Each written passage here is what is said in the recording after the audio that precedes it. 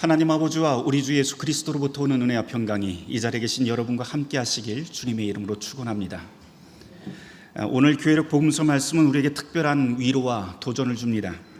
누가복음 15장은 예수님께서 들려주신 세 가지 비유를 우리에게 들려줍니다. 잃은 양, 잃은 동전, 잃은 아들. 그 비유가 이것이죠. 다 아는 내용이지만 지난주 제가 이 본문을 묵상하면서 유독 마음에 와닿은 구절이 있습니다. 그거는 비유 전체의 내용이 아니고 바로 이 비유가 시작하는 1절, 2절 말씀입니다. 누가복음 15장 1절, 2절을 우리가 찾아서 함께 읽어보도록 하지요. 다 찾으셨으면 우리 같이 읽어보도록 할까요? 같이 읽습니다.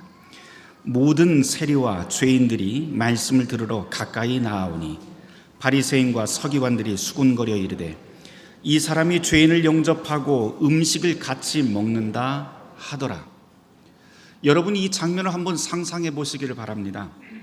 한쪽에는 세리와 죄인들이 있고요, 또 한쪽에는 바리새인과 서기관들이 있습니다. 당시 세리는 로마 제국을 위해서 동족의 혈세를 거두는 매국노 취급을 당했고요, 또 여기에 나오는 죄인들이라고 하면 여기에는 몸 파는 여인, 도둑한 사람, 살인자, 그리고 특별히 율법을 지키지 않아서 이 유대 사회에서 부정한 자라고 이렇게 치부받는 사람들, 또 몹쓸병에 걸린 사람들 등등 주류 사회에서 완전히 격리된 사람들이 죄인입니다. 다른 한쪽에는 바리새인과 서기관들이 있죠. 이 사람들은 율법을 보란듯이 잘 지키는 사람들이었고, 손 씻는 것부터 안식일 규정까지 당시 율법 조항으로 이야기되었던 613개의 조항을 빠짐없이 실천하려고 애쓰던 사람들입니다. 오늘날로 말하자면 바리새인과 서기관들은 종교 지도자와 신학자들 정도 될 것 같습니다. 이 두 부류가 함께 있는데요, 사실은 한 자리에 있을 수 없는 두 그룹입니다. 그런데 예수님 앞에 이 양쪽 그룹이 다 그 앞에 있습니다. 마치 오늘날 극좌와 극우가 한 자리에 앉아 있는 것처럼 사실은 상상하기 어려운 장면이 지금 오늘 이 비유가 시작하는 배경입니다. 그런데 한쪽에서 바리새인과 서기관들이 수군거리기 시작을 합니다. 아니, 저 예수가 죄인들을 환대하고 음식을 같이 먹네? 라고 말입니다. 그러면서 삐딱하게 봅니다. 부정한 사람과 식사하는 걸 보니까 저 예수라고 하는 사람도 그래, 알만해 라고 하는 것 같습니다. 유대인 사회에서 식사를 함께 한다라고 하는 뜻은 단순히 한 끼 먹는다고 하는 뜻이 아니지요. 그것은 우리는 한 가족이다, 한 공동체다 라고 하는 뜻입니다. 그러니까 예수님께서 지금 죄인들과 한 상 같이 나눈다고 하는 것, 그 모습이 이 서기관과 바리새인들 눈에 좋게 보일 리 없습니다. 예수님이 이 궁시렁거리는 소리를 들으셨던 것 같아요. 그리고는 이내 이렇게 반응하십니다. 너희 중에 어떤 사람이 양 100마리가 있는데 그중 하나를 잃으면 99마리를 들에 두고 그 잃은 것을 찾아내기까지 찾아다니지 아니하겠느냐? 라고 말씀합니다. 이게 첫 번째 비유의 시작이죠. 그런데 여러분, 뭔가 이상하지 않습니까? 예수님의 이 반응이 과연 맞는 것일까요? 사리에 맞는 말씀인지 조금 이상합니다. 양 100마리 가운데 한 마리 없어졌다고 99마리를 들판에 두고 그냥 갈 사람이 과연 있을까요? 여기는 들이라고 이렇게 번역이 되었지만 사실 이스라엘의 환경을 우리가 생각을 해본다면 이 들은 광야입니다. 메마른 땅, 바위투성이, 낭떠러지가 있고 맹수들이 득실거리는 곳이 바로 이곳입니다. 그 들판 한가운데 99마리 양을 그냥 두고 한 마리 찾는다고 달려갈 바보 목자가 있을지 궁금합니다. 사실 말이 안 됩니다. 한 마리 구하려다 99마리 다 잃을 수 있기 때문이죠. 그런데 여러분, 우리가 여기에서 놓치는 게 하나가 있습니다. 예수님께서 이 말씀을 해주실 때 이 말씀은 사실을 이야기하는 것이 아니라 비유라고 하는 점입니다. 이 비유를 통해서 예수님이 초점을 맞춘 주제가 있는데요, 그것은 경제성이나 효율성, 이런 게 아닙니다. 그렇게 따진다면 한 마리 그거 포기하는 게 재산 관리 측면에서 리스크 줄이기 위해서 가장 중요하겠죠. 그런데 예수님의 판단은 완전히 다릅니다.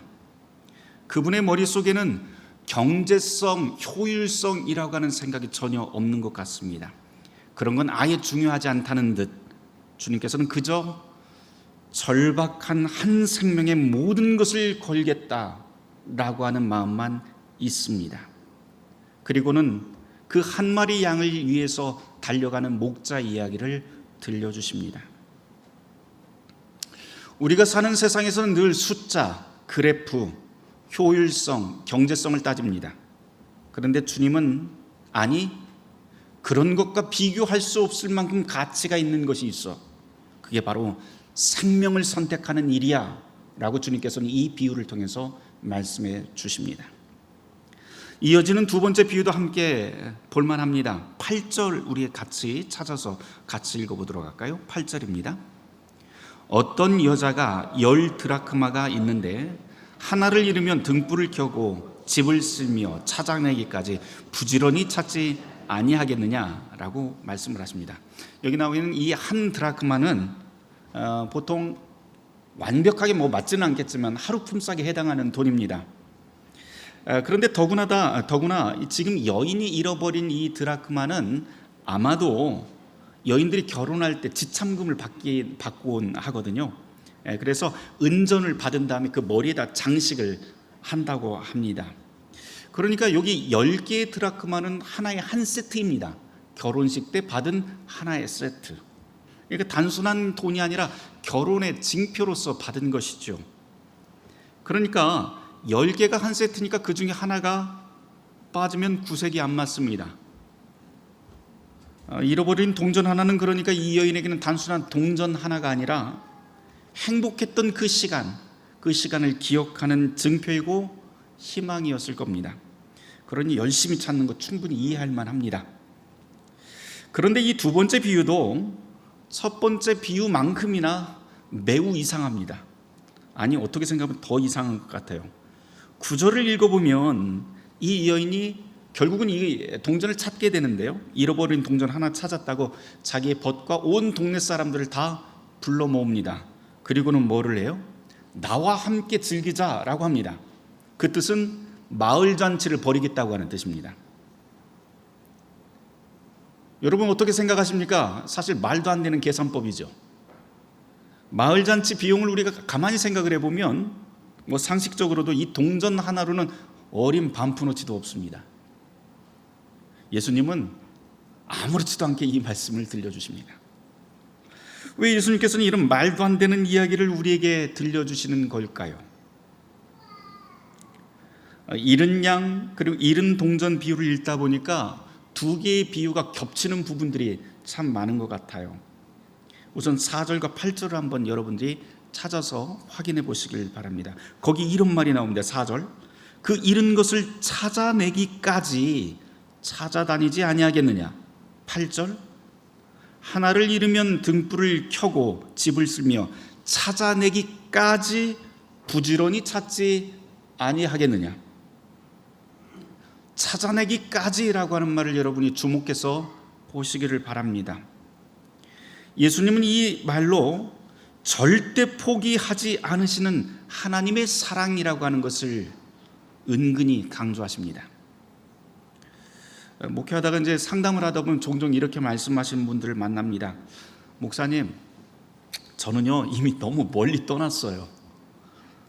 아마도 하나님도 저를 포기했을 겁니다 라고 그렇게 말씀을 합니다. 아니에요. 오늘 이 말씀을 읽어보면 주님께서는 분명하게 말씀하십니다. 찾을 때까지 찾으신다고 말입니다. 양이 길을 잃는 데는 여러 이유가 있습니다. 억지로 악한 마음을 품고 길을 잃어버릴 양 하나도 없습니다. 호기심 때문에, 또 더 풍성한 풀을 찾아서, 또는 단순한 실수로. 그러나 그 이유가 무엇이든 목자는 찾아 나섭니다. 정죄하기 위해서가 아니라 구하기 위해서 포기하지 않고 끝까지 찾아 나섭니다. 이 바보 같은 목자가 한 마리 양을 찾아 나서듯 하나님은 그렇게 바보처럼 당신의 사람을 끝까지 포기하지 않습니다. 동전 하나를 잃어버린 여인이 등불을 켜고 집안 구석구석 뒤지듯 우리가 숨어있는 그곳까지, 우리가 이미 닫아버린 마음 깊은 곳까지 주님이 찾아오십니다. 그게 바로 우리가 믿는 하나님입니다. 예수님이 이 복음을 당신 앞에 있는 세리와 죄인들에게 들려주십니다. 두 개의 비유에서 또 겹치는 구절이 또 있어요. 7절과 10절을 한번 여러분들이 확인해 보시길 바랍니다. 거기에 보면 회개와 기쁨에 대한 이야기가 나옵니다. 7절, 이와 같이 죄인 한 사람이 회개하면 하늘에서는 회개할 것 없는 의인 99보다 더 기뻐하리라.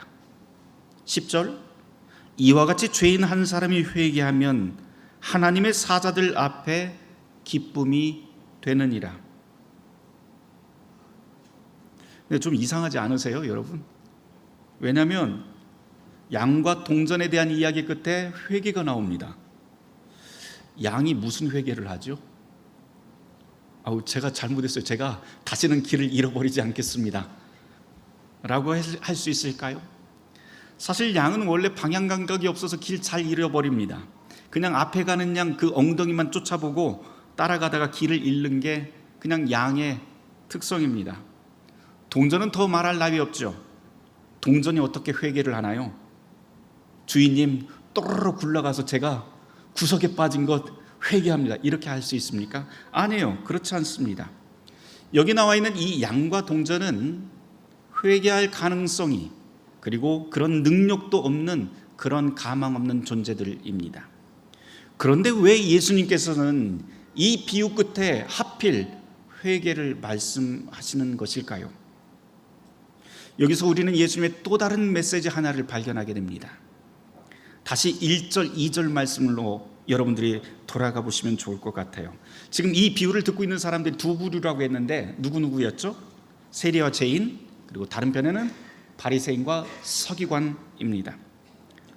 찾기까지 포기하지 않으시는 하나님의 사랑, 그 사랑은 세리와 죄인들을 위한 주님의 메시지입니다.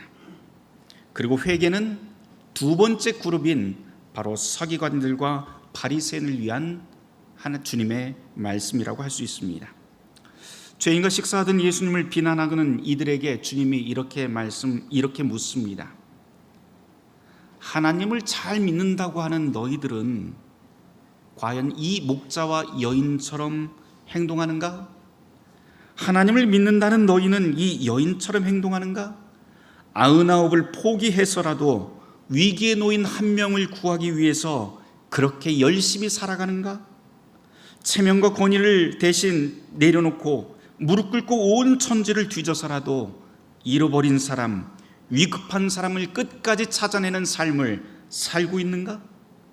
생명의 가치를 위해서라면 율법과 신분의 경계를 넘어설 수 있는가? 예수님의 이 은근한 물음은 당시 유대 사회에서는 불가능합니다. 바리새인이 세리의 집에 간다? 불가능합니다. 서기관이 몸 파는 여인과 대화한다? 있을 수 없습니다. 의인이 죄인과 함께 먹는다? 율법이 금한 내용입니다. 그런데 예수님은 지금 그 불가능한 일들을 경계선 너머로 하고 계십니다. 그리고는 묻습니다. 하나님을 잘 믿는다고 하는 너희는 이 일을 할 수 있는가? 돌아서야 한다는 것, 삶의 방향을 바꾼다는 것, 그것이 바로 회개입니다.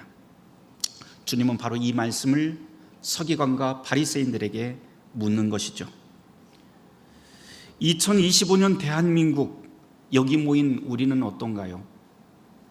교회에 상처받고 떠난 사람들, 기독교인들은 위선자라고 하면서 등 돌린 청년들, 복음을 제대로 들어보지 못한 사람들, 우리는 그들을 찾으러 나서는가요?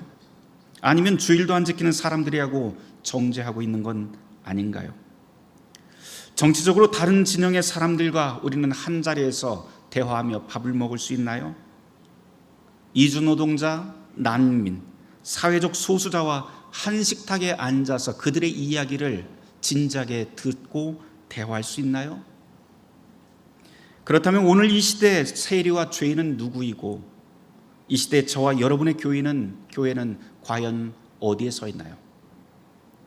오늘 구약의 본문으로 읽은 에스겔 34장은 이 질문에 대한 답을 우리에게 던져줍니다. 에스겔 선지자는 이스라엘의 목자들 즉 지도자들을 신랄하게 비판합니다. 화 있을진저 자기만 먹는 이스라엘 목자들이여 너희가 살진 양을 잡아 그 기름을 먹으며 그 털을 입되 양떼는 먹이지 아니하는도다. 무능하고 부패한 지도자들 때문에 백성은 뿔뿔이 흩어지고 그리고 바빌론 제국의 포로로 끌려간 상황에 주님께서 말씀하십니다. 그런데 이 희망이 없는 곳 바로 그 자리에서 하나님이 말씀하십니다. 에스겔 34장 16절 말씀. 그 잃어버린 자를 내가 찾으며 쫓기는 자를 내가 돌아오게 하며 상한 자를 내가 싸매주며 병든 자를 내가 강하게 하려니와 살진 자와 강한 자는 내가 없애고 정의대로 그것을 먹이리라. 하나님의 말씀이죠. 그분이 직접 목자가 되시겠다는 겁니다. 왜 그러실까요? 바로 한 생명, 한 영혼이 그만큼 소중하기 때문입니다. 누가복음 15장으로 다시 한번 우리 돌아가 보도록 하죠. 오늘 다 읽지는 않았지만 이 두 개의 비유에 이어지는 또 하나의 비유가 우리가 잘 아는 탕자의 비유입니다. 그런데 한번 15장의 이 세 개의 비유를 큰 그림으로 한번 그려보시면 좋을 것 같아요. 첫 번째 비유는 숫자로 따지면 100대 1. 두 번째 비유는 10대 1. 세 번째 비유는 두 아들 중에 한 명, 2대 1입니다. 점점 관심이 하나로 모이고 있어요. 점점 좁아집니다. 그럼 여러분, 예수님께서는 그 다음 이야기를 우리에게 들려주지 않으셨지만 그 다음 이야기는 무엇이 될까요? 예수님께서는 세 번째 비유에서 멈추셨지만 우리는 충분히 그 다음 이야기를 상상할 수 있습니다. 아직 꺼내지 않은 1대1의 이야기, 하나님과 나 단둘의 관계, 이 1대1의 이야기는 이제 우리의 몫이 됩니다. 우리 한 사람 한 사람은 하나님께 100명 중에 1명, 10명 중에 1명, 2명 중에 1명이 아닙니다. 주님께서는 이 비유를 통해서 말씀하시고자 하는 진짜 메시지는 당신이야말로 하나님의 전부입니다 라고 하는 그 메시지입니다. 부모에게 자식이 그러하듯 아니 그보다 더한 사랑으로 하나님은 저와 여러분을 찾습니다. 아무리 모난 자식이라 해도요, 부모는 자식을 감싸고 자식을 찾아 나섭니다. 그게 사랑입니다. 몇 년 전에 제가 읽은 기사가 생각나더라고요. 2010년도에 칠레 한 광산에 33명의 광부가 69일 동안 700m 지하 갱도에 갇힌 사건이 있었습니다. 나중에는 다 꺼내게 되는데요. 당시 구조 비용이 2천만 달러, 그러니까 우리나라 돈으로 환산하면 그 당시 한 200억 이상의 돈이 들었다고 합니다. 그러니까 한 사람당 6억 원 이상의 돈이 든 것이죠.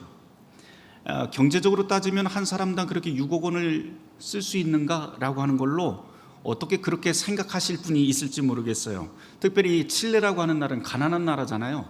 근데 가난한 국가에서 고작 광부 몇 명 살리려고 무슨 국가 세금을 그렇게 사용하냐라고 따질 사람이 있을지는 모르겠습니다. 실제로 그래요. 칠레는 그 돈이면 수천 명을 펑펑 먹여 살리고도 남을 돈이 바로 이 돈입니다. 그런데 국가가 결단을 하고 이 33명의 광부를 구출하게 됩니다. 왜 그랬을까요? 경제적인 비용면으로 따지면 그냥 무시해도 될 만한 일일까요? 아니요. 중요한 것은 생명 때문에 그랬습니다. 생명이라고 하는 것은 생명의 가치는 숫자나 그래프로 또는 경제성으로 따질 수 없기 때문이지요. 하나님께서는 바로 우리를 향해서 그런 계산법을 사용하십니다. 하나님은 독생자를 십자가에 내어주시면서까지 하늘과 땅 모든 곳에서 한 사람 한 사람을 찾아 구원하십니다. 그분은 산 자와 죽은 자를 가리지 않고 잃어버린 사람을 찾아 나섭니다. 그래서 누가복음 19장 10절 말씀에서는 주님께서 아예 이렇게 선언하십니다. 인자가 온 것은 잃어버린 자를 찾아 구원하려 함이니라. 오늘 이 비유의 말씀, 우리가 함께 복음서의 말씀을 읽었는데 이제 우리가 대답할 차례입니다. 예수님께서 우리를 향해 묻습니다. 하나님을 믿는다고 하는 너희는 이렇게 할 수 있는가? 라고 말입니다. 솔직히 어렵습니다. 불가능해 보입니다. 경제적인 환산을 빼고 내 신념을 포기하고 반대편에 있는 사람을 품는다는 것, 내 편견을 버리고 낯선 사람을 환대한다는 것, 내 안전을 포기하고 위험한 곳으로 달려간다는 것, 사실 불가능합니다. 그런데 여러분, 이것이 바로 주님이 우리에게 주시는 복음, 이것이 기독교입니다. 예수님이 하신 일이, 그리고 가르치신 일이 바로 이것입니다. 하늘 보좌를 버리고 이 땅에 오신 것, 의인이 아니라 죄인을 부르러 오신 것, 깨끗한 사람이 아니라 병든 사람을 고치러 오신 것, 그리고 지금도 예수님은 그 일을 계속해서 수행하십니다. 우리를 당신의 식탁으로 초대하신 주님께서 당신의 살과 피를 우리에게 주시고, 그리고 우리를 통해서 이 불가능한 일들을 이 땅에서 이루어 가십니다. 그게 바로 교회입니다. 예수님이 말씀하십니다. 가라, 찾으라, 품으라. 불가능해 보여도, 위험해 보여도, 손해 볼 것 같아도 찾아가라고 말씀하십니다. 왜냐하면 잃어버린 한 영혼, 위기에 놓인 한 생명이 하나님께는 온 우주보다도 더 소중하기 때문입니다. 오늘 말씀을 마무리하면서 한 가지 더 나누고 싶습니다. 혹시 이 가운데, 여러분 가운데 내가 바로 그 잃어버린 그 한 마리 양이라고 느끼시는 분? 과연 나 같은 사람도 사랑받을 수 있을까? 의심하는 분이 있다면 바로 이 주님의 복음을 들으시길 바랍니다. 하나님이 바로 당신을 찾습니다. 99을 두고서라도, 온 집을 뒤져서라도 발견하고 싶어 하십니다. 그리고 당신을 찾는 순간 하늘에서 하늘잔치가 열립니다. 그것이 오늘의 복음의 말씀입니다. 사랑하는 성도 여러분, 한 영혼의 가치를 참으로 귀하게 하는 교회, 한 생명을 천하보다 귀하게 여기는 그리스도인, 그것이 바로 우리가 세례받은 이유입니다. 바라기는 이 땅의 모든 교회가 생명의 존귀함을 가장 가치 있게 여기는 복된 그리스도의 몸이 되길 주님의 이름으로 축원합니다. 모든 지각에 뛰어난 하나님의 평강이 그리스도 예수 안에서 우리의 마음과 생각을 지키실 것입니다. 아멘. 오늘 말씀을 묵상하며 잠시 침묵하며 기도하겠습니다.